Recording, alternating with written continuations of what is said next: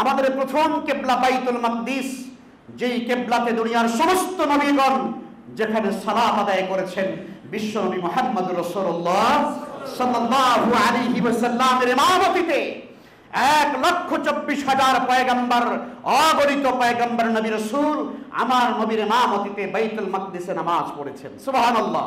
এই জন্য নবীজি সাল্লাল্লাহু আলাইহি ওয়াসাল্লামকেই তো বলা হয় তিনি ইমামুল মুরসালিন, দুনিয়ার সকল নবী এবং রাসূলদের তিনি কি ইমাম। আমার নবী ইমাম ছিলেন। সেই বাইতুল মাকদিস, যেই বাইতুল মাকদিসের দিকে মুসলমানরা প্রথম কিবলা বানিয়ে তার দিকে ফিরে নামাজ আদায় করেছেন।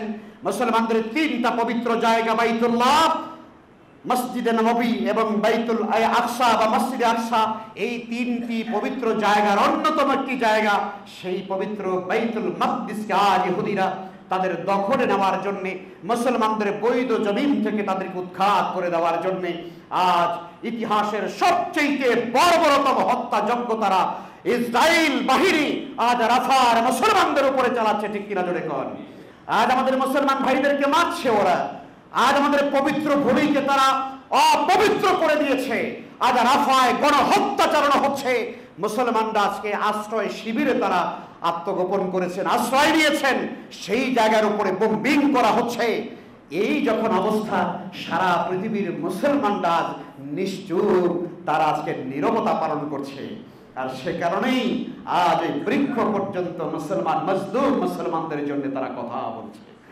সম্মানিত মুসলিয়ানে কেরাম, কাজেই আল্লাহর পথে তারা সংগ্রাম করছে। আমাদের ভাইরা আমাদের এই পবিত্র কিবলাকে রক্ষা করবার জন্য আজ ফিলিস্তিনের এই পবিত্র জমিনকে অসংখ্য হাজার হাজার নবী রাসূলদের পদধূলিতে ধন্য এই বাইতুল মাকদাসকে রক্ষা করবার জন্য আমাদের মুসলমান ভাইরা যেভাবে করে সংগ্রাম করছে, যুদ্ধ করছে, আমরা হৃদয়ে যে বিশ্বাস করি এরাই হলেন সেই শহীদ যাদের ব্যাপারে আল্লাহ বলেছেন ওয়ালা তাকুলু লিমান ইউক্তারু ফি সাবিলিল্লাহি আমওয়াত, যারা আল্লাহর পথে নিহত হয় তোমরা তাদেরকে মৃত বলো না, বরং তারা জীবিত, কিন্তু তোমরা তা উপলব্ধি করতে পারো না।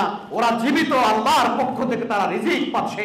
নবী করিম সাল্লাল্লাহু আলাইহি ওয়াসাল্লাম বলেন, শহীদের দেহ থেকে আত্মা যখন বেরিয়ে যায় আল্লাহর ফেরেশতারা জান্নাতে নিয়ে যায়, ওরা জান্নাতের পাখি হয়ে তারা উঠতে থাকে। সুবহানাল্লাহ। সম্মানিত হাজিরিন, সেই জিহাদ আজ মুসলমানরা ভুলে গিয়েছি আমরা। আর জিহাদকে আমরা ভয় পাই, বলছি এগুলোর ভিতরে আমরা না, এগুলো রাজনীতি, এগুলো পলিটিক্স। এই পলিটিক্স আমরা করি না, আমরা শর্টকাটে জান্নাতে চলে যেতে চাই। আল্লাহ রাসূল সাল্লাল্লাহু আলাইহি ওয়াসাল্লাম বলেছেন, না, আল জান্নাতু তাহতা জিলালিস সুয়ুফ, তরবারির ছায়ার নিচে মুসলমানদের জান্নাত। সুবহানাল্লাহি ওয়া বিহামদি। কোথায় আজ মুসলমানদের সেই ইতিহাস? কোথায় বদরের চেতনা? কোথায় উহুদের চেতনা?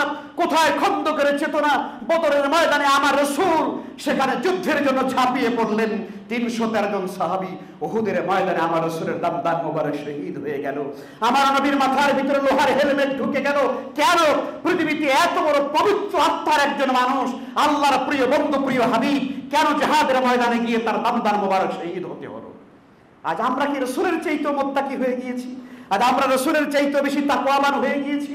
আমরা কি নবী রাসূলদের চাইতে পবিত্র আত্মা হয়ে গিয়েছি যে আপনার আমার এই মুসলমানদের পক্ষে, মজলুম মানবতার পক্ষে আজ সামান্য বিন্দু মাত্র উচ্চারণ করার সাহসটুকু পর্যন্ত আমাদের নাই, অন্যায়ের প্রতিবাদ করবার মতো সাহসটুকু পর্যন্ত আজ আমরা হারিয়ে ফেলেছি।